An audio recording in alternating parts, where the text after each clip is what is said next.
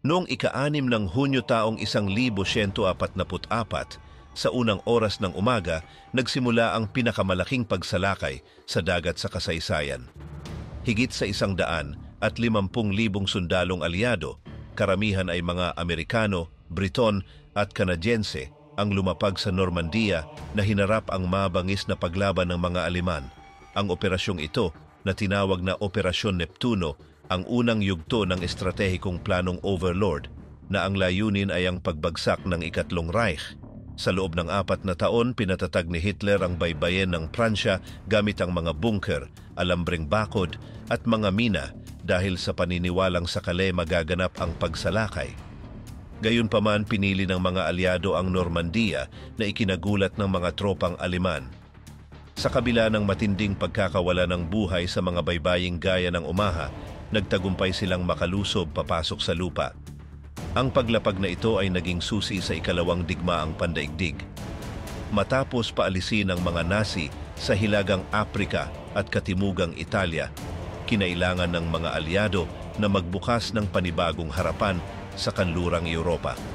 Sa pamamagitan ng pagsakop sa Normandia, naipit ang Alemanya sa pagitan ng mga Soviet sa silangan at ng mga puwersang aliado sa kanluran. Ang araw na iyon ang naging simula ng katapusan para kay Hitler. Paano nga ba naranasan ang mga masaker sa mga baybayin ng Normandia at gaano kabangis ang paglaban ng mga Aleman?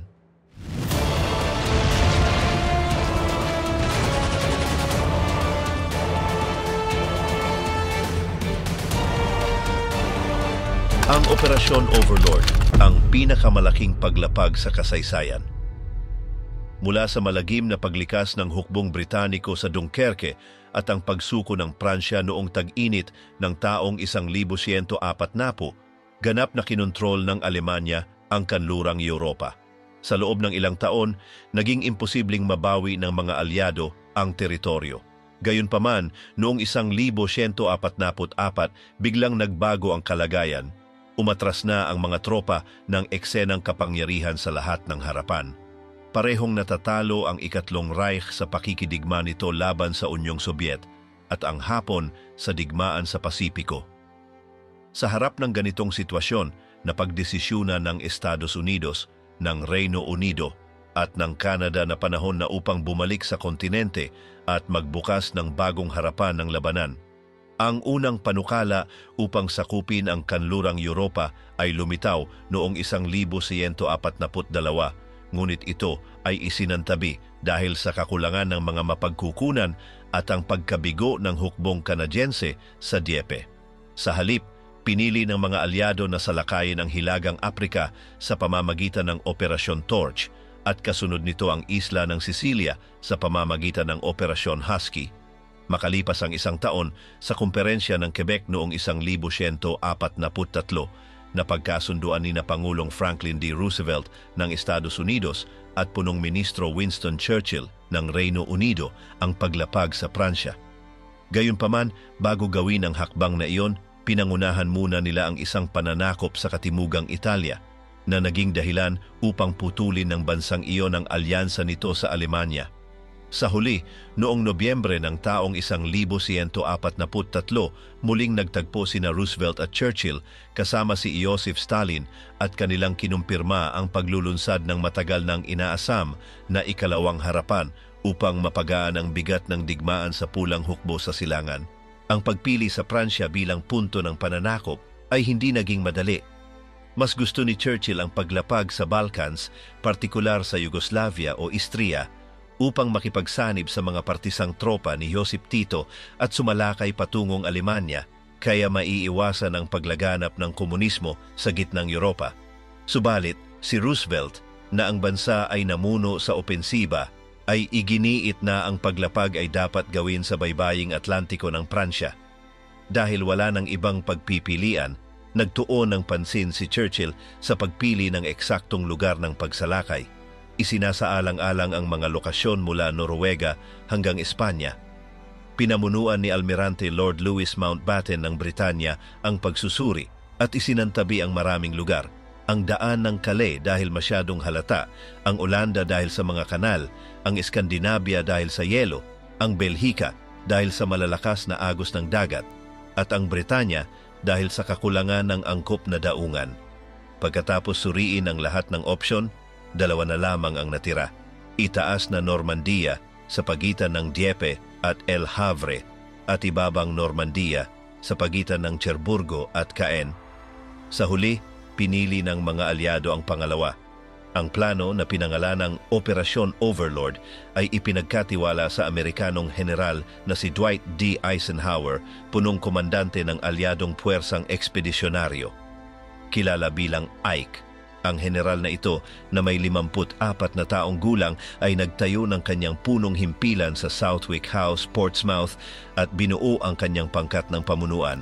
Si Marshal Arthur Tedder bilang pangalawang komandante, si Bernard Montgomery bilang pinuno ng mga puwersang panlupa, si Almirante Bertram Ramsay para sa hukbong dagat, at si Marshal Lee Mallory bilang pinuno ng himpapawid.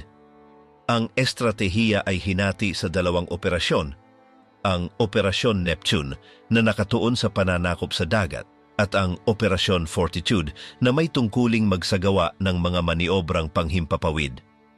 Para naman sa mga puwersang panlupa, inorganisa ito sa ilalim ng ika-21 grupo ng mga hukbo. Sakop ng pagsasakatuparan ng Operasyon Overlord ang 80 kilometrong bahagi ng Normandia na hinati sa 5 sektor: Utah, Omaha, Gold, Juno at Sword. Ang mga puwersang Amerikano ang namahala sa unang dalawa habang pinangunahan naman ng mga Briton at Canadiense ang natitirang 3. Nagsimula ang pagsalakay sa pamamagitan ng paglapag ng 10,000 sundalo na inayos sa iba't ibang dibisyong pang-impanterya at mga espesyal na unit. Kasama nila, ang mga tropang panghimpapawid ay nagsagawa ng mga estratehikong pagtalon sa madaling araw upang tiyakin ang kontrol sa mga mahahalagang tulay at kalsada. Sa himpapawid, libu-libong eroplanong pandigma, panghatid at pambomba ang nagbigay ng suporta, habang sa dagat, halos 7,000 barko ang bumuo sa kahindik-hindik na alyadong puwersa pandagat. Upang mapanatili ang pananakop, itinayo ang mga makabagong pasilidad tulad ng mga lumulutang na daungan at isang submarinong daluyan ng langis na nagdadala ng krudo mula Inglaterra patungong Pransya. Ang buong operasyong ito, na kinabibilangan ng milyon-milyong sundalo at tonelada ng kagamitang militar, ay nakasentro sa mga daungan at base militar ng Britanya, kung saan lihim na nagtipon ang mga tropa. Ang dakilang panlilinlang, paano niloko ng mga kaalyado si Hitler. Ang paniniktik ay naging susi sa araw D sapagkat nagtagumpay ang mga alyado sa panlilinlang kay Adolf Hitler na maniwalang ang pagsalakay ay magaganap sa daan ng Calais imbes na sa Normandia. Upang makamit ito, gumamit sila ng iba't ibang estratehiya. Isa na rito ang paglikha ng isang hukbong multo sa ilalim ng pamumuno ng general na si George Patton na binubuo ng mga inflatable na tangke at mga dibisyong hindi tunay na umiral na nakaakit sa pansin ng mga eroplanong paniktik ng mga Aleman. Bukod pa rito, pinatindi ang mga transmisyon sa radyo sa Kent upang palakasin ang panlilinlang. Isang mahalagang papel ang ginampanan ng espiya mula sa Espanya na si Joan Puyol, kilala sa alias na Garbo na bilang isang dobleng ahente ay nakumbinsi ang mga Nazi na ang totoong pagsalakay ay magaganap sa Calais. Tumulong din ang himpapawid ng alyado sa panlilinlang sa pamamagitan ng pagbomba sa loob ng ilang buwan ng mga lungsod na malayo sa Normandia, kabilang ang Le Mans, Tours, Paris, Reims, Bruselas, Luxemburgo, Colonia at Aquisgrán. Sa mga araw bago ang operasyon, may mga insidenteng nagdulot ng takot na baka natuklasan na ang plano. Isa sa mga pinakakakaibang kaso ay ang mga palaisipan ng Daily Telegraph, kung saan lumitaw ang mga salitang gaya ng Omaha, Utah at Overlord bago pa ang paglapag. Isa pang insidente ang naganap nang tangayin ng hangin ang mga dokumentong militar sa mga lansangan ng Londres at kahit agad itong nabawi, walang makatiyak kung may nakabasa na ng mga ito. Mayroon ding opisyal na nakalimutan ang isang maletin sa tren na naglalaman ng mga detalye ng pagsalakay, habang sa Estados Unidos, isang pakete na may impormasyon tungkol sa Operasyon Overlord ay napunta sa maling bahay dahil sa pagkakamali ng nagpadala. Sa simula itinakda ang paglapag para sa ika-15 araw ng Mayo taong 1144. Ngunit dahil sa kondisyon ng dagat at kakulangan ng liwanag, inirekomenda ng mga meteorologo na ito ay ipagpaliban. Natukoy ang 2 posibleng panahon ng magandang lagay ng panahon, ang mga araw ng 5, 6 at 7 ng Hunyo o ang mga araw ng 11, 20 at 21 ng parehong buwan. Sa huli pinili ang ika-5 ng Hunyo, ngunit isang bagyo ang nag-udyok ng pagkaantala. Ang mga sundalo na nakasakay na sa mga barko ay nanatiling basa at balisa sa loob ng maraming oras hanggang sa hapon nang kinumpirma ang pagbuti ng panahon sa ika-6 ng Hunyo. Pagkarinig ng ulat, ibinigay ni General Dwight Eisenhower ang utos. Tuloy na! Bago magsimula ang pagsalakay, nagkaroon ng tensyosong pagpupulong si Eisenhower kay Charles de Gaulle, pinuno ng Malayang Pransya. Pinuna ng Pranses na ibinibigay ng mga alyado ang mga prangko sa kanilang mga sundalo upang gastusin sa teritoryong Pranses. Pagkatapos ng talakayan, binisita ni Eisenhower ang mga Amerikanong paratrooper na aalis ng gabing iyon.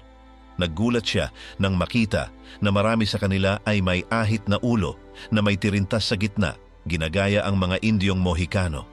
Nang tanungin niya ang dahilan, may isang sumagot, "Gusto na naming matapos agad, General. Sabik na kaming makauwi." Sumagot si Eisenhower na may ngiti, "Ako rin."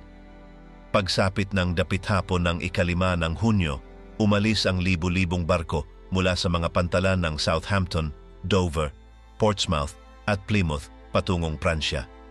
Kabilang sa mga ito ang mga destroyer, krusero at mga bangkang panlapag kasama ang isang puwersang panghimpapawid na lumilipad sa itaas ng lugar. Habang sumusulong ang mga tropa sa English Channel, nagpadala si Eisenhower ng isang mensahe ng paghihikayat sa kanyang mga sundalo na nagpapaalala sa kanila ng kahalagahan ng misyon at ng matatag na layunin ng mga alyado na bawiin ang Europa. Ang Atlantic Wall at ang kawalan ni Rommel. Ito ay isang napakalawak na hanay ng mga kuta sa baybayin na itinayo ng Ikatlong Reich mula sa Cabo Norte sa Noruega hanggang sa Golpo ng Biskaya, malapit sa hangganan ng Espanya na nanatiling neutral sa digmaan. Ang sistemang ito ng depensa na tinawag ng ministro ng propaganda na si Joseph Goebbels bilang isang hadlang na imposibleng lampasan ay may layuning pigilan ang anumang pagtatangkang pagsalakay mula sa Inglaterra. Bagamat kahanga-hanga ang inisyatibong inhenyeriyang ito, hindi pantay-pantay ang antas ng proteksyon nito sa bawat rehiyon. Sa Paso de Calais, kung saan kumbinsido si Adolf Hitler na magaganap ang araw D, itinuon ang pinakamatitibay na depensa. Gayunpaman, naniniwala si Mariscal Erwin Rommel, ang kilalang alimango ng disyerto at pinuno ng kanlurang harapan, na ang pagsalakay ay magaganap sa Normandia. Bagaman iginigiit ni Rommel na sa Normandia magaganap ang pagsalakay, nanatili si Hitler sa kanyang paniniwala na ang target ay ang Calais. Ang kanyang opinyon ang nanaig, kaya't ipinadala ang mga dagdag na puwersa, kabilang ang mga dibisyong pansagisag at mga rampa para sa mga missile V-1 sa baybayin ng Pransya at Belhika, iniwang mas marupok ang Normandia. Sa kabila nito, isinama ni Gerd von Rundstedt, pinuno ng kanlurang harapan, ang babala ni Rommel sa kanyang mga plano. Paulit-ulit na binigyang diin ni Rommel, ang labanan ay magpapasya sa dalampasigan. Ito ang magiging pinakamahabang araw ng digmaan. Mula sa kanyang himpilan sa kastilyo ng Fontainebleau, pinangasiwaan ni Rommel ang mga paghahandang pangdepensa ng Army Group B, bagamat ang kanyang papel ay higit na teknikal kaysa aktwal na operasyon. Sa Normandia, tinatayang may 10,000 na kuta na karamihan ay konektado sa pamamagitan ng mga konkretong pader, pati na rin mga network ng bunkers, trinsera at 170 coastal batteries na may bakal na proteksyon. Kasama sa kanilang armas ang mga kanyong 88 mm, mga mortar, at mga makinang baril na MG-42 na nakapwesto sa mahahalagang lokasyon. Sa ilang pagkakataon, gumamit pa sila ng mga tren na armado, tulad ng Leopold. Sa harapan ng mga kuta, may nakakalat na milya-milyang bakod na may tinik 6 na milyong mina at mga hadlang sa sasakyan. Kabilang dito ang 4,500 konkretong poste, 4,700 kahoy na poste, mga hukay para sa tangke, mga tambak ng bato at 11,000 eksplosibo sa mga poste na tinatawag na mga asparagus ni Rommel. Dinisenyo rin niya ang iba't ibang hadlang gaya ng 5,000 konkretong tetrahedrons, 2,400 harang mula sa rails ng tren, 16,000 baras sa ilalim ng tubig na pumuputok sa landing crafts at 7,000 porcelain na mina na mas mura sa produksyon. Upang pigilan ang mga paratrooper, binahari ng malalawak na bahagi ng lupa, partikular sa mga daan patungong Normandia at sa peninsula ng Cotentin. Umabot sa 50,300 at 50 ang bilang ng mga tauhan ng Axis sa lugar, kabilang ang 41,000 Aleman at higit sa 8,000 voluntaryo mula sa iba't ibang panig ng mundo, gaya ng Russia, Ukraine, Poland, Gitnang Asya, maging mula sa Korea, China at Hapon. Ang mga puwersa ay nakaposisyon sa mga baybayin ng Utah, Omaha, Gold, Juno at Sword na may mga unit na responsable sa pagbabantay sa linya ng baybayin. Sa likuran, naroroon ang mga veterano ng Wehrmacht, mga tauhan ng ika-21 Pansar na Dibisyon, mga kabataang miyembro ng kabataan ni Hitler, unit mula sa Kriegsmarine, mga kasapi ng milisya ng Vichy France at kawani ng Luftwaffe. Noong ika-5 ng Hunyo 1944, isang araw bago ang paglapag, ilang hindi inaasahang pangyayari ang lalo pang nagpahina sa tugon ng mga Aleman. Isa sa mga pinakamahalaga ay ang kawalan ni Mariscal Rommel na nagtungo sa Herlingen, Alemanya upang ipagdiwang ang kaarawan ng kanyang asawang si Lucy. Ipinagkaloob niya rito ang isang pares ng sapatos na gawa sa balat ng antelope mula sa isang eksklusibong tindahan sa Paris. Dahil sa kanyang pagliban, napunta sa kamay ni General Gerd von Rundstedt ang pamumuno sa Pransya. Batay sa masamang lagay ng panahon, inakala niyang imposible ang isang alyadong opensiba at hindi niya itinaas ang alertong pangmilitar. Samantala, hindi rin pinataas ng Luftwaffe ang kanilang pagbabantay sa ere. Bumaba ang bilang ng kanilang eroplanong aktibo sa rehiyon mula 100 at 40 patungo sa 36 dahil ang karamihan ay ipinadala na sa silangang harapan laban sa Unyong Sobyet. Sa parehong panahon, binaliwala rin ng military intelligence ni Admiral Wilhelm Canaris ang ilang mahahalagang babala mula sa French resistance.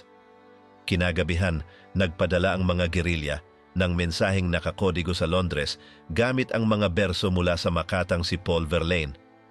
Ang mahabang hikbi ng mga violin sa taglagas ay nasugatan ng aking puso ng isang walang tigil na pagkahilo.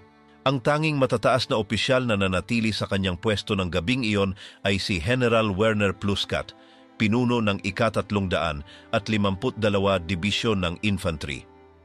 Mula sa kanyang kinatatayuan, kasama ang kanyang aso at ilang kawal, nasaksihan niya ang baybayin ng Omaha, ang bahagi kung saan tatama ng matindi ang bagsik ng Operasyon Overlord.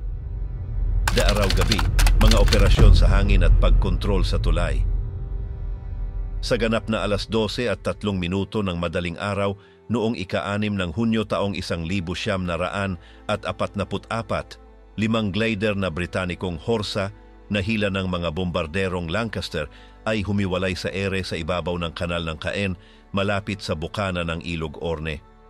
Bumaba sila ng mabilis nang hindi natuklasan ng mga Alemanong gwardya at lumapag sa pagitan ng 20 at 40 metro mula sa tulay ng Pegasus. Sa paglapag sa lupa, agad na lumabas ang mga komando ng ika-22 autonomong kumpanyang parakaidista, pinamumunuan ng komandanteng si John Howard at sinakop ang estruktura sa pamamagitan ng sorpresa. Sa unang salpukan, isang Alemanong tanod at ang Britanikong tenyente na si Herman Brotheridge ang napatay na naging unang mga biktima ng Araw D. Ang putukan sa tulay ay tumagal ng mas mababa sa 1 minuto. Sinalakay ng mga komando ang tulay, pinatahimik ang garison ng kalaban at itinatag ang kanilang base sa Café Gondre, ang unang bahay na napalaya sa Pransya. Kasabay nito, 3 pang glider ang lumapag sa 200 metro at sinakop ang mekanismong umiikot ng tulay ng Ranville na nagdulot ng 16 na kaswalti, kabilang ang 2 patay at 14 na sugatan. Sa pagkakaroon ng kontrol sa tulay ng Pegasus, kailangan lamang ng mga Brighton na magtagal hanggang sa mapalitan sila ng mga tropang maglalapag sa Sword Beach pagsapit ng umaga. Sa ganap na 12:10 tumalon ang mga parakaidistang Amerikano sa peninsula ng Contentin upang ihanda ang paglapag ng mga dibisyong nasa eroplano. Kasabay nito, ang mga Britanikong tropa ay gumawa ng pareho malapit sa Ilog Orne upang tanggapin ang mga dagdag na puwersa. Samantala, binumba ng mga Lancaster ang mga posisyon ng Aleman mula Cherburgo hanggang Caen na tumanggap ng higit sa 11,000 tonelada ng mga pampasabog na nagdulot ng libu-libong pagkamatay at matinding pagkawasak. Sa loob ng Pransya, kumilos ang resistensya sa pamamagitan ng pagsabotahe sa mga komunikasyon at daang-bakal na naging dahilan ng pagkakasira ng ilang tren ng kaaway.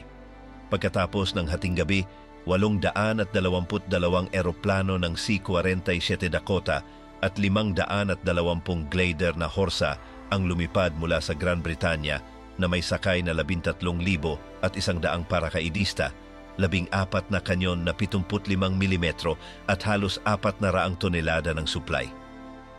Sa isang pagtatangkang lituhin ang mga Aleman, 40 bombardero ang naghulog ng 450 manika na goma na may mga pampasabog na nakaparakaid, habang ang mga komando na may mga megapon ay gumaya ng mga labanan. Umepekto ang panlilinlang at nagpadala ng dagdag na puwersa ang mga Aleman sa lugar na iyon. Pinahina ang kanilang depensa sa mahahalagang puntong paglalapagan.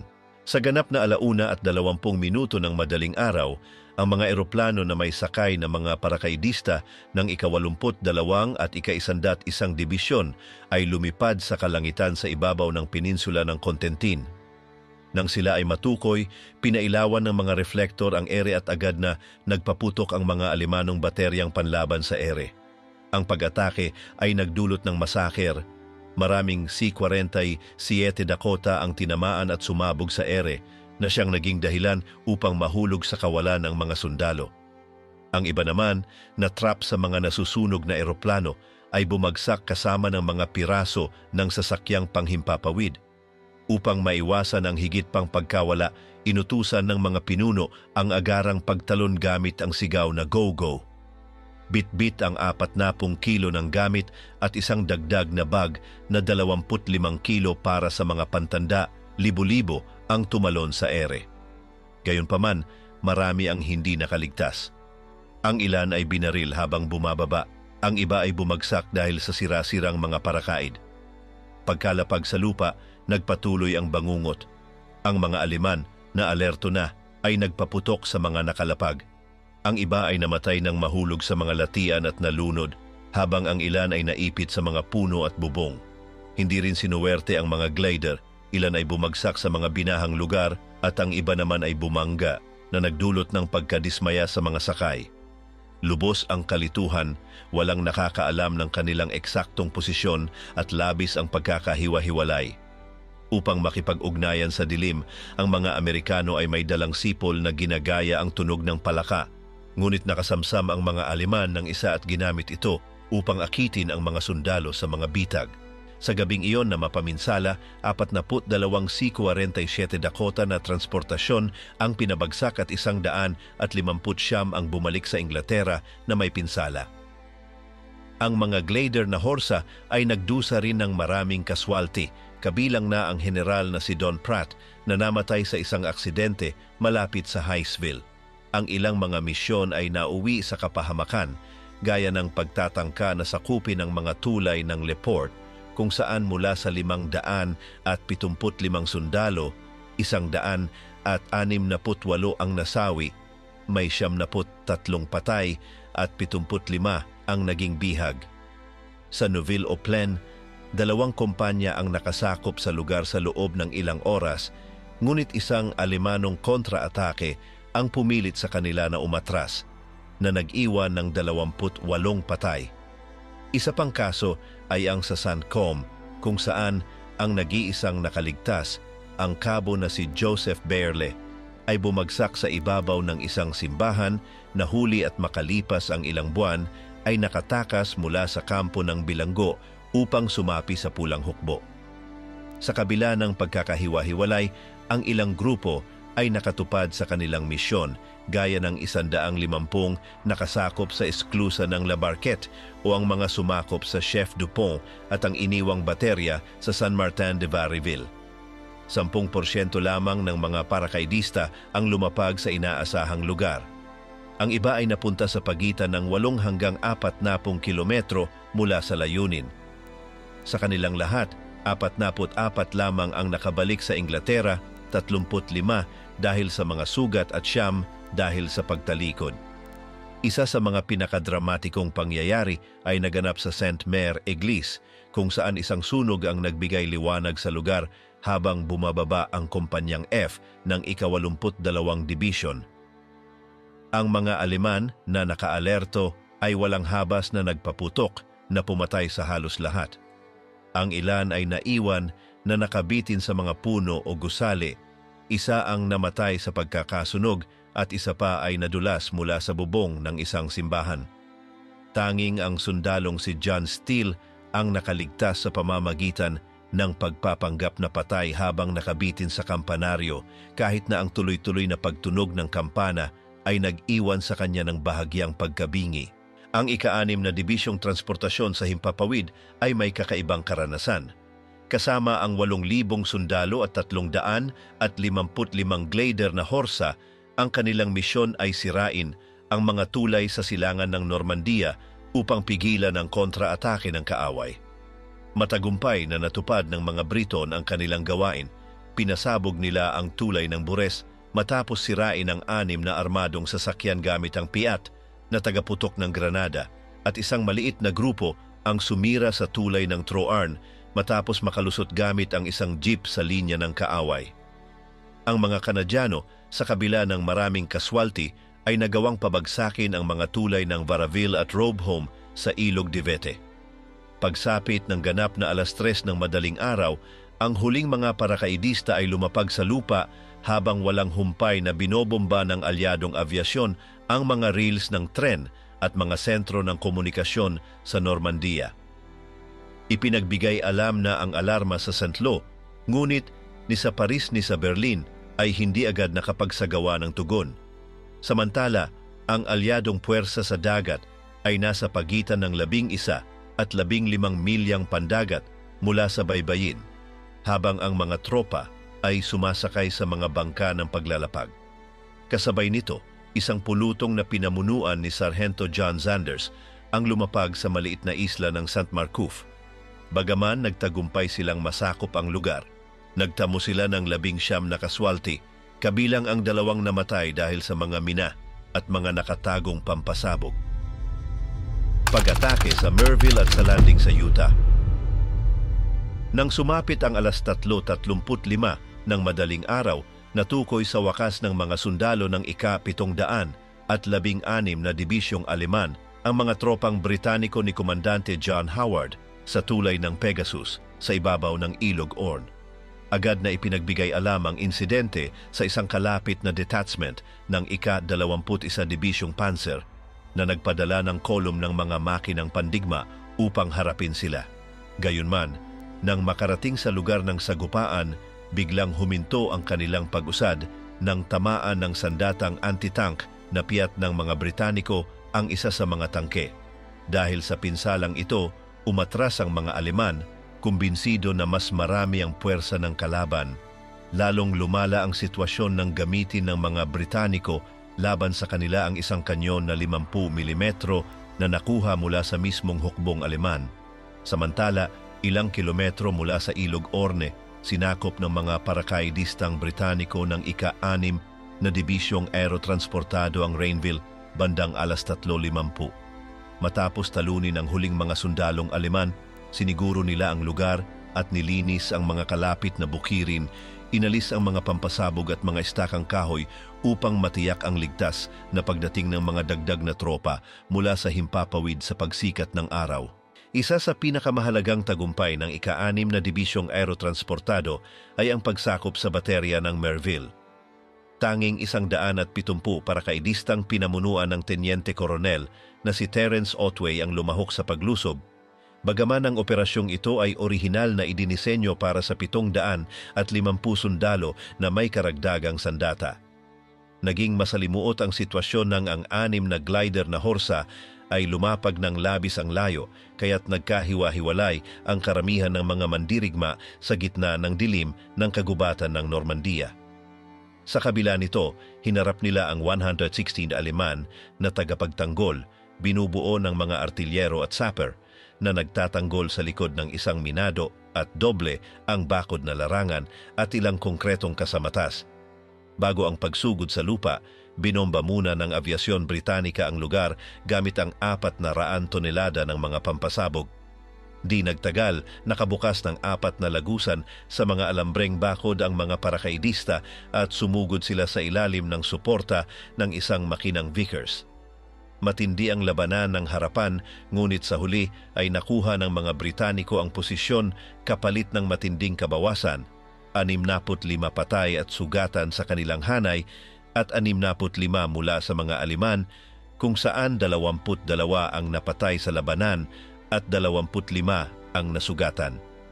Sa pagsapit ng Bukang Liwayway noong ika-6 ng Hunyo 1944, pinagmamasdan ng general na si Werner Pluskat, komandante ng ika-1944, batalyon ng mga fusileros ng ika-352, Dibisyong Panlakad, mula sa isang mataas na bunker sa ibabaw ng Playa de Omaha.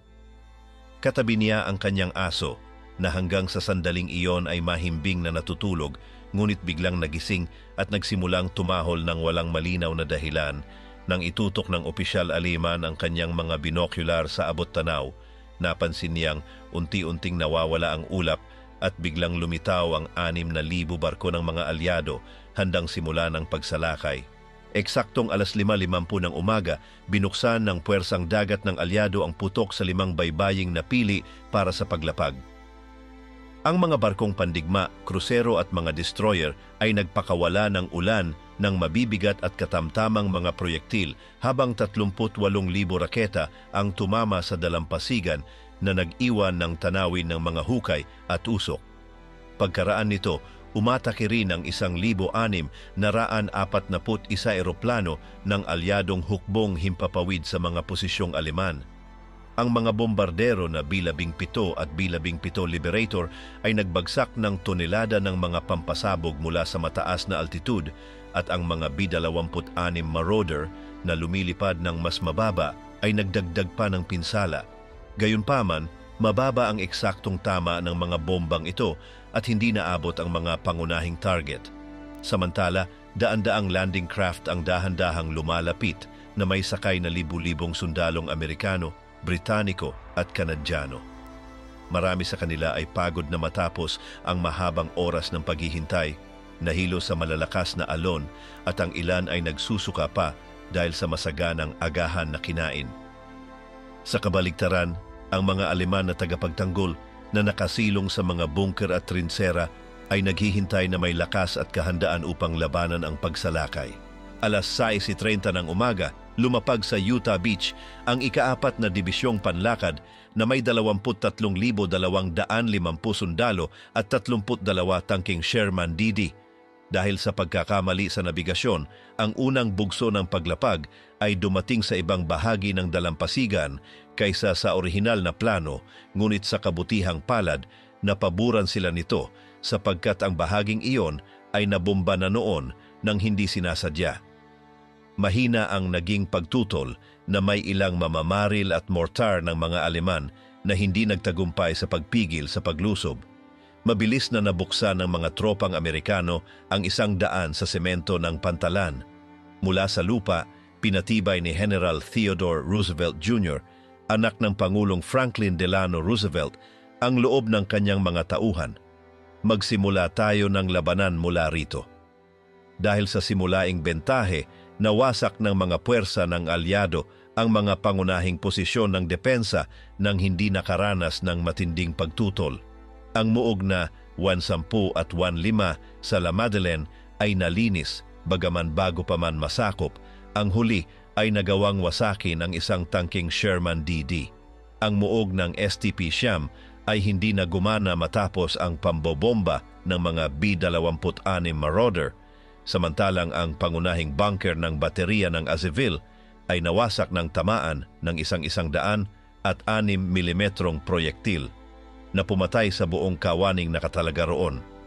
Ang tanging posisyong Aleman na matinding lumaban ay ang baterya ng Krisbeck na may mga kanyon na Skoda na 200 at 10 milimetro at isang ubus na Soviet na 100 at 50 milimetro, bukod pa sa ilang estrukturang militar. Sa kabila ng matinding pambobomba mula sa mga barkong pandigma ng USS Nevada, USS Arkansas at USS Texas, pati na rin ang pag-atake ng 150 bombardero na B-17 at B-24, 3 kanyon lamang ang nawasak. Ang nag-iisang gumaganang kanyon ay nakatama at nakapagpalubog sa destroyer na USS Corey na nagdulot ng pagkamatay ng 4 na tripulante. Gayunpaman, mabilis na nasiguro ang Utah Beach na may kabuuang 429 alyadong kaswalti at pagkawala ng 4 na tangking Sherman DD. 2 sa mga ito ay nilamon ng alon. Ang dugong landing sa Omaha at ang Pointe du Hoc mission. Ang Omaha Beach ang naging pangunahing lugar ng paglapag sa Normandia at kasabay nito ang pinakamarahas at madugong tagpo. Bago pa man dumating ang mga tropa, nagsagawa ang hukbong dagat ng USA ng paunang pambobomba gamit ang 20 barkong pandigma, kabilang ang mga barkong pandigma na USS Texas at USS Arkansas, pati na rin ang mga krusero at mga destroyer. Makalipas ang ilang minuto, 9 na sasakyang pandagat na may kagamitang tagalunsad ng raketa ang nagpaputok ng mahigit 1,000 proyektil na 127 mm mula sa layong 400 metro. Gayunpaman, hindi tinamaan ng atake ang mga target. Marami sa mga proyektil ang kulang sa distansya, ang iba na may lumampas sa kanilang mga puntirya at naging malagim ang resulta. Nang magsimula ang pagsalakay, nanatiling buo at ganap na gumagana ang mga fortifikasyon. Ang depensa sa 8 kilometrong baybayin ay nasa kamay ng humigit kumulang 7,000 sundalong Aleman na nakapwesto sa mga bangin na may taas na 50 metro na nagbibigay sa kanila ng estratehikong bentahe. Kabilang sa kanilang mga armas ang artilleriya, mortar, tagalunsad ng raketa at mga sandatang kontratangke, bukod pa sa daan-daang hadlang sa tubig at buhanginan upang pigilan ang pagdating ng mga puwersa ng alyado. Sa iba't ibang layong mula sa pampang, may mga estaka na may pampasabog, mga metal na istruktura at iba pang elemento na idinisenyo upang sirain ang mga landing craft bago pa ito makalapit sa dalampasigan. Alas 6:36 ng umaga, sumugod patungong pampang ang 34,200 at 50 sundalo ng ika-1 at ika-29 na dibisyong panlakad.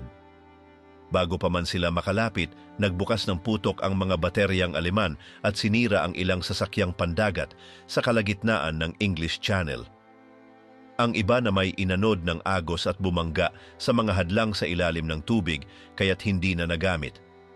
Ang mga transporting nakarating sa dalampasigan ay bumaba ng rampa at sa sandaling iyon nagsimula ang bangungot.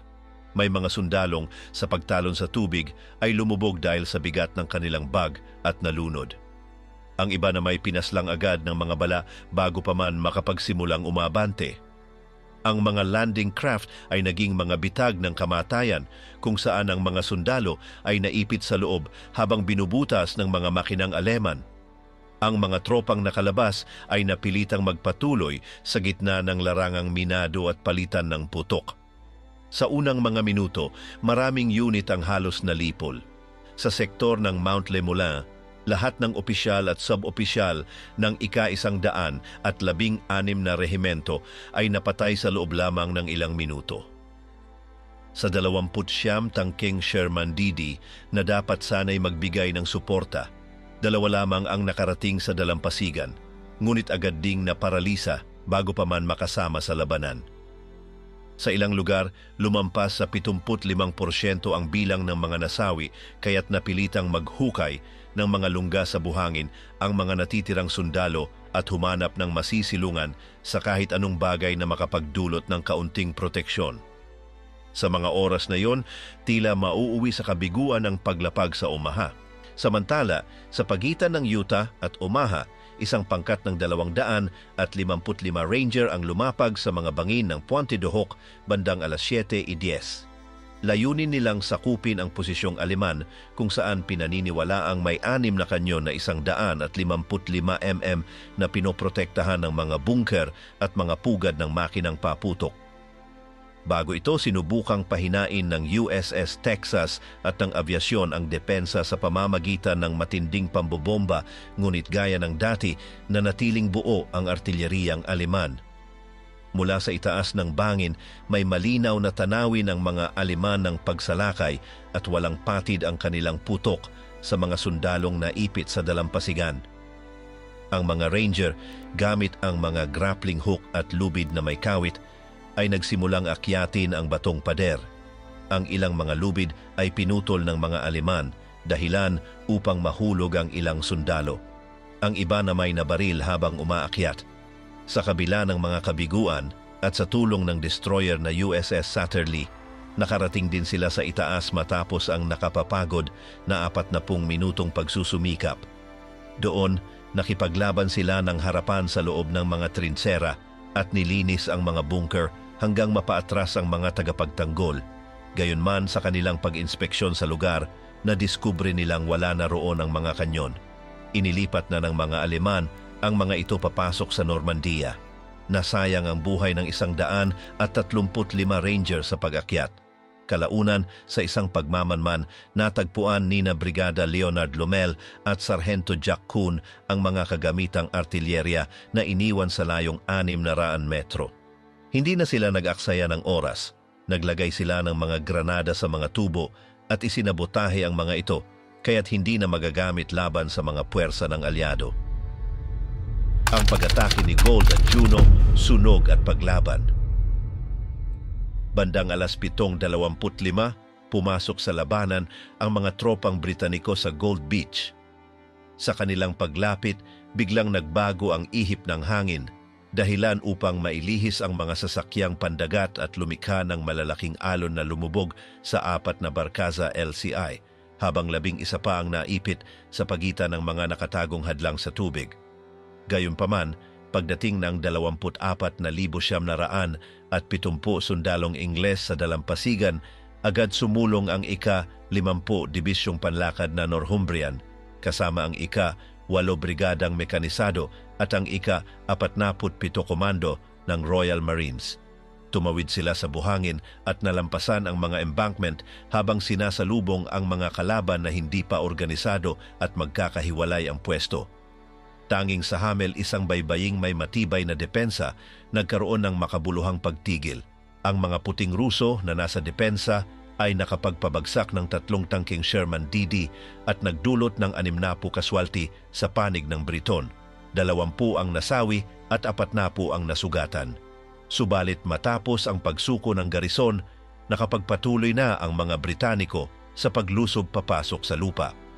Sa isa pang bahagi ng baybayin, isang kanyon na 88 mm na nakatago sa posisyon King ang nakatama sa ilang sasakyang pangdigma ng mga totoong Dragon, ngunit agad itong winasak ng 3 tangking Churchill. Katulad na pangyayari ang naganap sa Reducto Wanaki 34, kung saan isa pang Flak 88 ang nawasak bago nasakop ng mga Ingles ang Parola at ang bayan ng La Riviere.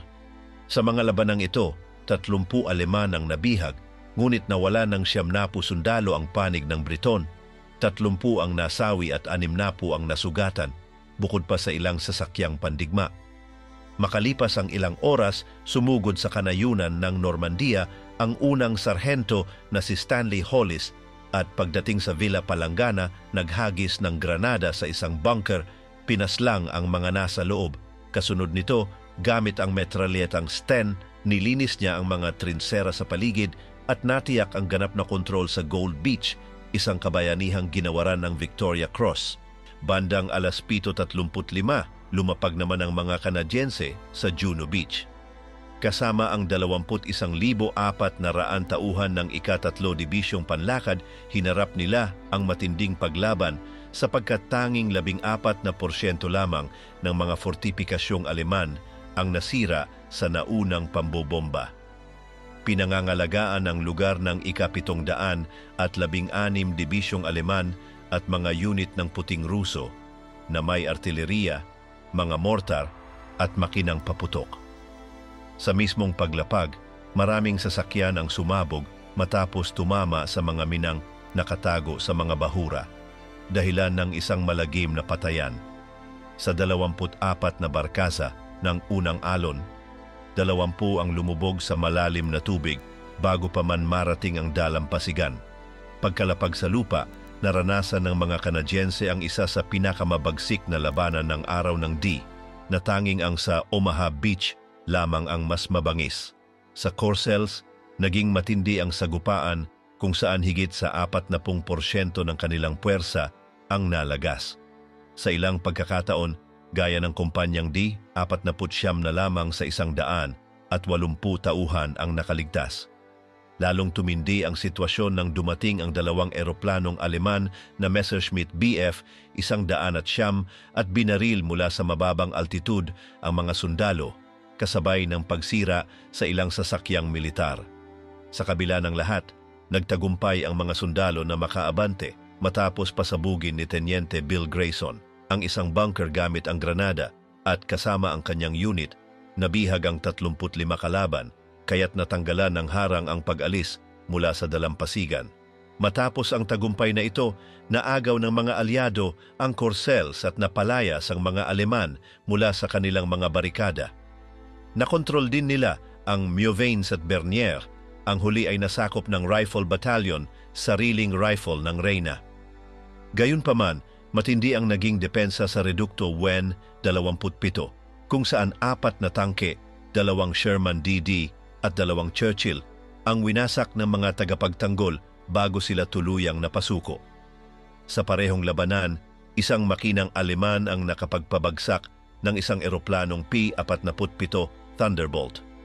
Sinikap din ng mga komando na sakupin ang Langrune-sur-Mer, ngunit dahil sa pinatibay na depensa, mga makakapal na pader ng konkreto at malawak na minado, napilitang umatras ang puwersa na may iniwang 300 kaswalti.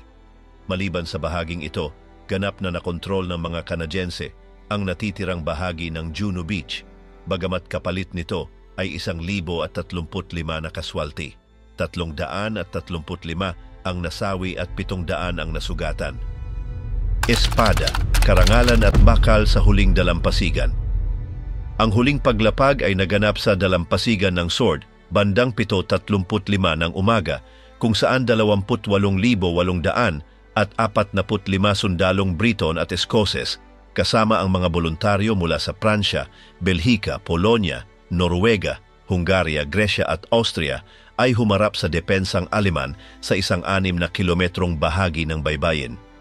Upang ihanda ang daan, binomba ng artilyeryang pandagat ang mga posisyon sa Villerville, Bennerville, Holgate at Mount Canisi gamit ang 2 barkong pandigma, 6 na cruiser, 1 monitor at 10 destroyer. Gayunman, isang torpedo boat na Aleman na uri S-bote ang kontra umamba, nagpakawala ng 15 torpedo at pinabagsak ang destroyer ng Norwega na HM Noes Svenner sa isang tama lamang. Nagbago ang takbo ng operasyon sa dalampasigan ng Sword nang hawakan ng mga Briton ang kontrol sa ilalim ng pamumuno ni General Lord Simon Lovat, na pinangunahan ang kanyang tropa sa saliw ng bagting ng gaita ni Bill Millin. Matapos masiguro ang teritoryo sa baybayin, nawasak ang Reducto Wennen 20 sa Le Breche at nakuha ng isang unit ng Royal Marines ang Lyon-sur-Mer, bagamat 30 sundalo ang nasawi sa operasyon. Bukod dito, winasak ng mga Briton ang baterya ng Reducto STP-8, sinakop ang Hermanville matapos ang higit sa 50 putok mula sa mga tangking Churchill laban sa Reducto Wennen.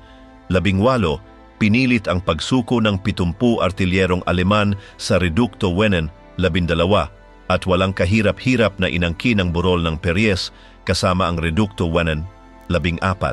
Ang tanging malaking pagkaantala ay naganap sa pagsalakay sa Reducto Win, 16 sa Colleyville, kung saan kinailangang ulanin ng tuloy-tuloy na pambobomba mula sa cruiser na Polako na ORP Dragon at destroyer na HMS Kelvin bago nakuha ng Suffolk Infantry Battalion ang pagsuko ng 67 sundalong Aleman na nagtatanggol sa lugar.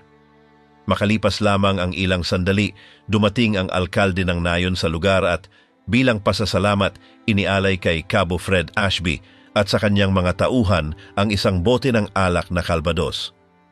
Dito nagtapos ang labanan para sa dalampasigan ng sword na nagdulot ng 500 at 20 kaswalti sa panig ng mga Briton at kanilang mga kaalyado, kabilang ang 100 at 20 patay at 400 sugatan, bukod pa sa pagkawala ng 17 Sherman DD na tangke. Sa kabila ng tagumpay, ang paglapag ng mabibigat na kagamitan ay naantala dahil sa dami ng mga hadlang sa ilalim ng dagat na naging sanhi ng pagkaipon ng mga kagamitan sa tabing dagat. Samantala, bandang 8:08 ng umaga, nagising si Adolf Hitler at tinanggap ang balita tungkol sa pagsalakay sa Normandy. Agad siyang nagtagubilin ng isang agarang pagpupulong kasama ang kataas-taasang punong himpilan ng Aleman kung saan iniulat ni na mga General Wilhelm von Keitel at Alfred Jodl ang sitwasyon sa harapan. Sa halip na mabalisa, ipinakita niya ang kumpiyansa sa takbo ng labanan at ipinag-utos ang pagmomobilisa ng ika-21 Panzer Division na sinabing, "Sa wakas na sa kontinente na sila, maaari na natin silang wasakin." Eksaktong 9:00 ng umaga, inilathala sa radyo ng rehimeng Nazi ang anunsyo ng pagsalakay sa sambayanang Aleman. 10 minuto makalipas, ipinahayag din ng pamahalaan ng Estados Unidos at ni punong ministro Winston Churchill ang balita sa kanilang mga mamamayan sa Washington at Londres, habang sa kabisera ng Britanya ay nagtipon ang mga tao sa harap ng monumento ng cenotaph na itinayo bilang alaala sa mga nasawi noong unang digmaang pandaigdig. Nest bilang 62 at ang hayop ng Omaha, 12,000 mga kuha sa impyerno ng Normandy. Sa Omaha Beach ay isang ganap na kapalpakan ang sitwasyon kumpara sa mga nangyayari sa ibang bahagi ng pagsalakay sa Normandia. Hindi nakamit ng mga Amerikano ang mga pangunahing layunin at kaunti lamang sa mga sekundaryang posisyon ang kanilang nasiguro. Isa sa mga ito ay ang promontoryo ng Puente de Ras de la Perse na napasa kamay nila matapos ang isang matinding labanan kung saan 29 lamang sa 29 na sundalong ipinadala ang nakaligtas. Isa pa ay ang reduktong Winian 65 na napasa ilalim matapos ang direktang tama ng isang half-track M3 na anti-aircraft, habang ang reduktong WN 61 ay nawasak kasama ng 2 kanyon nito nang tamaan ito ng direkta ng isang Sherman DD tank. Bagaman bago ito, 4 na nakalabang sasakyang pandigma ang nagawang sirain ng mga artilyero nito sa dalampasigan. Sa kabila ng mga bahagyang tagumpay na ito at ang pagbubukas ng isang makitid na landas sa St. Laurent, lubhang madilim ang kabuuang tanawin. Sa sektor na Isi, 2 kumpanya ang ganap na nalipol matapos aksidenteng dumaong sa harap mismo ng pinatibay na posisyon ng Wina 67 at Wina 68. Gayunpaman, ang pinakamasaklap na insidente ay naganap sa sektor na Asong Berde, malapit sa Vierville, kung saan 600 Amerikanong sundalo ang nasawi laban lamang sa 54 na Aleman na may bentahe ng matibay na konkretong redukto sa Wena 72 at Wena 73, bukod pa sa isang lumang hotel na pinalakas bilang sentro ng depensa. Ang pinakakrusyal na punto sa buong labanan sa Omaha ay ang pagsalakay sa reduktong Wena 62, kung saan hinarap ng ikapuna hukbong Amerikano ang isa sa pinakamahihirap na pagsubok ng kanilang pagsalakay. Sa simula, 31 sundalo lamang sa ilalim ng tenyente na si Bernhard Frerking ang nagtatanggol sa posisyon, subalit mayroon silang matinding depensa na binubuo ng 275 mm na kanyon, 250 mm, mga mortar, mabibigat na machine gun at mga 14 na may lansalamas. Bago pa man makalapag sa lupa, dinanas na ng mga umaatake ang malalaking kaswalti. 12 sa 13 bangka ng unang alon ay winasak ng artilyerya ng kalaban, kaya't napilitang lumangoy at maglakad sa tubig ang marami ng halos 50 metro bago marating ang Pampang. Sa mismong baybayin, humarap sila sa napakasagwang balakid, 150 metro ng hubad na buhangin, mga nakatagong mina, mga barbed wire, mga kanal na puno ng putik, mga estaka na may mga pampasabog, at isang pader na may taas na 3 metro. Naging isang matinding masaker ito.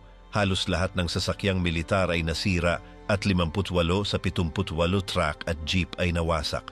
Ang tanging epektibong suporta ay nagmula sa mga destroyer sa dagat na nakatama ng 36 na direktang putok sa isa sa mga bunker. Kabilang sa mga nakasaksi ng bangungot ay si Robert Capa, ang litratistang muntik ng mapatay sa gitna ng kaguluhan, ngunit nakuhanan pa rin ng 11 larawan ang impyerno bago siya nailikas. Subalit ang pinakakinatatakutang tauhan ng araw ay si Hermanong Cabo Heinrich Severlo na nakapwesto sa pugad bilang 62 at pinaputukan ng 12,000 palagamit ang kanyang MG-42 machine gun na nagdulot ng daan-daang kaswalti bago siya maubusan ng bala at madakip. Ang kanyang malupit na bisa ay nagbigay sa kanya ng palayaw na halimaw ng Omaha. Ang pinakamahirap na bahagi para sa unang hukbong Amerikano sa Normandy ay ang Reducto Wen 62 sa Omaha Beach.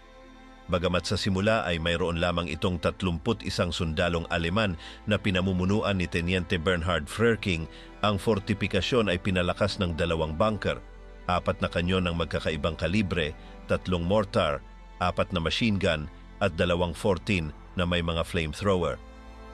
Bago pa makarating sa baybayin, ang unang pag-atake ay nalamangan na ang artilerya ay sumira o nagdulot ng pinsala sa 12 landing craft mula sa 13 orihinal.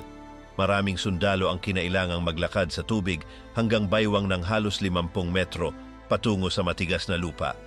Pagdating sa dalampasigan, kanilang hinarap ang isang impyernong teritoryo na may mahigit sa 150 metro ng mga balakid.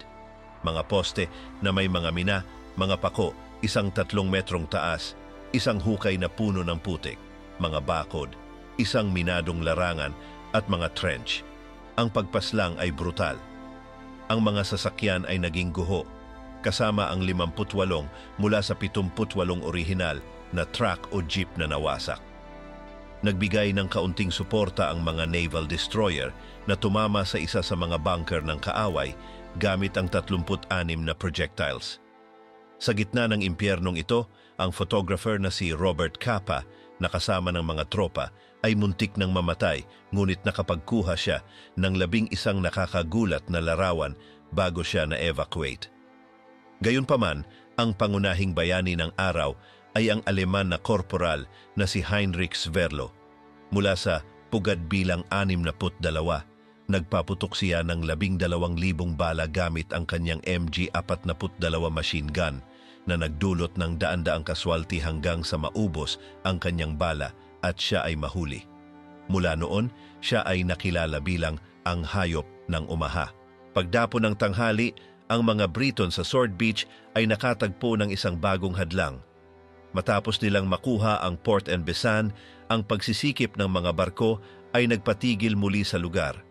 Isang katulad na pangyayari ang naganap sa Juno kung saan ang ika-3 na Division ng Canadian Infantry matapos sakupin ng Bernieres ay nahirapan sa isang kaguluhan sa trapiko na nagtakda ng harang sa pagdaan ng mga reinforcement. Sa loob ng kalupaan, ang mga dibisyon ng paratroopers ng USA ay nakaharap ng matinding paglaban mula sa mga Aleman at ang French resistance ay hindi rin nakapag-ambag tulad ng inaasahan dahil sila ay nakipaglaban din sa milisyang Vichy.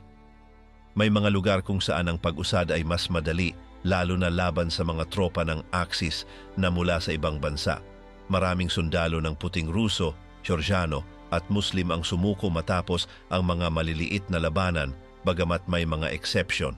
Isang sundalong Ukrainian na may 17 taon, si Ali Balabanov, ay tumangging sumuko sa kanyang posisyon bilang machine gunner. Pinatay ang ilang Briton habang si Kyong Jong-yang, isang Koreano, ay nagdulot din ng kaswalti bago siya mahuli sa Omaha Beach. Sa Omaha Beach, ang sitwasyon ay lalong nagiging kritikal. Mula sa kagubatan ng Brecourt na matatagpuan sa ilang kilometro mula sa baybayin, ang mga Aleman ay nagpapalabas ng apoy gamit ang isang baterya ng 4 na kanyon na may kalibring 105 mm na nagdulot ng maraming kaswalti sa mga tropang Amerikano. Sa kabutihang palad, isang grupo ng 30 paratroopers mula sa ika-101 na Division ng Airborne na pinamumunuan ni Richard Winters at kabilang sa madaling kumpanya ay nagulat mula sa likuran ng 50 artilleryman ng Aleman na nagtatanggol sa lugar gamit ang 2 MG-42 na machine gun. Laban sa lahat ng inaasahan, nakamit nila ang pagkatalo ng mga kanyon matapos ang isang matagumpay na pag-atake na nagdulot ng 20 kaswalti sa kaaway at pagdakip sa 12 sundalo. Sa kabilang banda, ang mga Amerikano ay nagdusa lamang ng 6 na kaswalti na may 4 na patay at 2 sugatan. Ang pag-ataking ito na naging isang halimbawa sa mga akademya ng militar ay hindi ang tanging hampas sa depensang Aleman. Sa Holdy, isang katulad na baterya ng 4 na kanyon ang pinawalang bisa ng isang grupo ng 32 paratroopers ang nagsamantala sa kaguluhan na dulot ng pagsabog ng isang imbakan ng bala. Sa labanan, 15 Aleman ang namatay at 30 ang nahuli bilang mga bihag na nag-iwan ng 15 lamang na sundalo upang tumakas. Habang lumilipas ang umaga, nagsimulang magbago ang kalagayan sa Normandy. Sa Utah Beach, ang mga Amerikano ay umusad ng 3 kilometro hanggang makipag-ugnay sa mga paratrooper mula sa ika-82 na Division ng Airborne na nawalan na ng karamihan ng kanilang puwersa sa mga kagubatan sa malapit. Sa kabilang banda, nakamit ng mga Canadian na mailigtas ang Juno Beach habang ang mga Briton ay nagtagumpay sa pagpapalit ng unit ng paratroopers ni John Howard sa Puente Pegasus.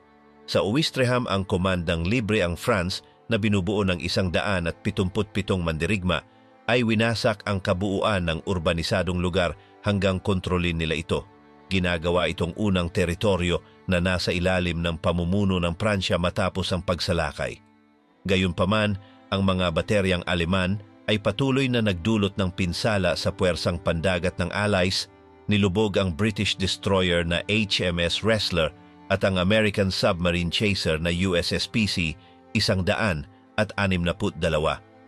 Pagkatapos ng 1 ng hapon, ang paglaban ng mga Aleman sa Omaha Beach ay naging tila imposibleng manalo. Ang apoy mula sa kaaway ay patuloy na nagpapahirap sa mga sundalo na pinilit magtago sa likod ng natural na proteksyon ng mga bangin. Wala ni ang mga P-51 Mustang na fighter bombers ni ang mga pagputok mula sa mga barko ng puwersang pandagat ay nakapagdulot ng anumang kahinaan sa mga depensang Aleman na protektado sa mga fortifikasyon na halos hindi matagos. Sa harap ng ganitong sitwasyon, si General Omar Bradley ay seryosong isinasaalang-alang ang pag-urong ng mga tropa na magreresulta sa kabiguan ng araw D, ngunit may isang tao pa sa buhangin na hindi handang sumuko. Si General Norman Cota, ang tanging mataas na opisyal na buhay sa sektor ng Asong Berde ng Vierville, ay nilapitan ng kanyang mga sundalo at nagsabi ng isang pangungusap na magmamarka sa kasaysayan. Dito, mayroong 2 uri ng tao, ang mga patay na at ang mga malapit ng mamatay. Hinimok ng mga salitang ito, ang mga sundalo ng Amerika ay nagtipon ng lahat ng dinamita at mga pampasabog na kanilang nahanap sa pagitan ng mga buhangin.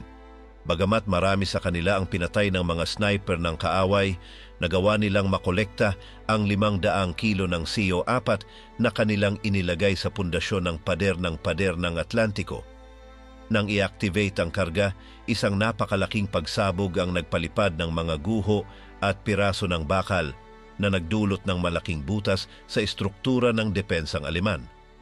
Pagsamantala sa kaguluhan, ang mga sundalo ay lumabas mula sa kanilang mga kanlungan at nagtakbuhan patungo sa pag-atake na makipaglaban ng harapan sa mga Aleman. Sa gitna ng labanan, ang mga bayoneta at flamethrowers ay nagdulot ng malaking pinsala sa mga linya ng kaaway. Sa loob ng wala pang 1 oras, nakamit ng mga tropa ng Amerika ang pagkatalo sa pader ng Atlantiko at itinaas ang kanilang watawat sa pinakamataas na lugar na nagselyo ng isang mahalagang tagumpay sa pagsalakay sa Normandy. Ang masaker. Alas 2 ng hapon noong ika-6 ng Hunyo 1944, ang mga huling putok sa Omaha Beach ang nagsilbing pagtatapos ng pagsalakay sa Normandia at simula ng pananakop sa Pransya. Ang labanan na nagsimula ilang sandali makalipas ang hating gabi ay tumagal ng halos 14 na oras. Nakagugulat ang depensang linya na inabot ng 4 na taon bago maitayo ng mga Aleman ay bumagsak sa loob lamang ng isang araw. Ang mga puwersa ng alyado ay nagtala ng humigit kumulang 12,000 kaswalte, kabilang ang mga nasawi, nasugatan at bihag. Sa kabuuang ito, humigit kumulang 6,000 ang mula sa USA, halos 4,000 mula sa United Kingdom, mga 987 mula sa Canada at ilan pa mula sa ibang bansang alyado gaya ng Noruega, 32 at libre ang France, 12. Sa usapin ng kagamitan, malaki rin ang mga pinsala, 34 tangke ang nawasak, 127 eroplano ang pinabagsak at halos 300 barko ang nalunod, kabilang na ang 3 destroyer at maraming landing craft. Sa panig ng mga Aleman, ang kabuuang kaswalti ay tinatayang nasa 6,000, kalahati ng sa kanilang mga kalaban, kung saan 2,000 ang nasawi at 4,000 ang nabihag. Sa kabalintunaan, ang bansang pinakamaraming nasawi sa araw ng D ay ang mismong Pransya dahil sa pambobomba ng mga alyado. Tinatayang 10,000 sibilyan ang namatay at doble pa nito ang nasugatan sa mga pagsalakay sa Normandia, sa tangway ng Cotentin at sa Caen. Sa pagkakabihag sa mga dalampasigan, tuluyang nabuksan ang inaasahang ikalawang prente. Mula noon napilitan ng Alemanya na lumaban sa dalawang dulo, ang mga Sobyet mula sa silangan at ang mga puwersang kanluranin mula sa kanluran. Si Rommel, na paulit-ulit na nakiusap kay Hitler na palakasin ang depensa sa Normandia imbes sa Calais, ay napatunayang tama. Di naglaon, napatunayan ng hukbong Aleman na hindi ito handa upang pigilan ang alyadong pagsulong, lalo na nang ang opensiba ng hukbong pula sa Belarus ay pumilit sa Alemanya na ikalat ang kanilang mga puwersa sa buong kontinente. Dahil dito, bumilis ang pag-usad ng alyado at bumagsak ang Paris noong Agosto ng parehong taon. Ang ika-6 ng Hunyo 1944 ay nanatiling isa sa mga pinakadesisibong araw ng ika-20 siglo. Hindi lamang nito tiniyak ang tagumpay ng mga alyado, kundi siniguro rin ang kanilang presensya sa Europa bago pa makapagpalawak pa ng teritoryo ang Unyong Sobyet. Gayunpaman, napakataas ng kapalit. Libu-libong sundalo ang napatay sa mga dalampasigan at maraming parakadyuter ang hindi na nakalapag ng buhay.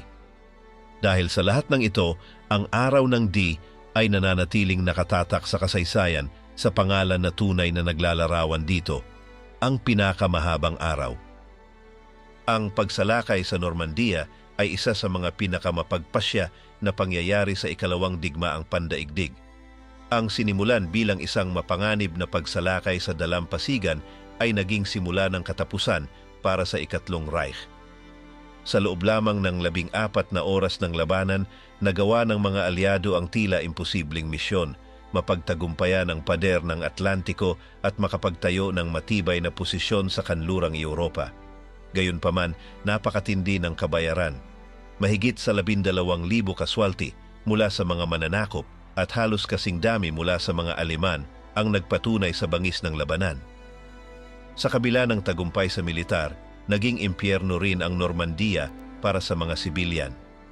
Sa isang kabalintunaan, ang Pransya ang may pinakamaraming namatay noong araw na yon, may tinatayang 10,000 sibilyan na nasawi sa pambobomba ng mga alyado. Ang masaker sa Omaha Beach, ang matinding depensa sa mga posisyon ng mga Aleman at ang mabangis na labanan sa mga kuta ay sumasalamin sa lupit ng digmaan. Ang araw ng D ay hindi lamang nagtulak sa pagtatapos ng digmaan, kundi binago rin ang geopolitika ng mundo. Sa pagbagsak ng Paris noong Agosto at sa paglusob ng mga Sobyet mula sa silangan, tuluyan ng nasilyuhan ang kapalaran ng Alemanya. kaya't ang pinakamahabang araw ay nanatiling nakaukit sa kasaysayan bilang ang araw na nagbukas ng landas sa paglaya ng Europa.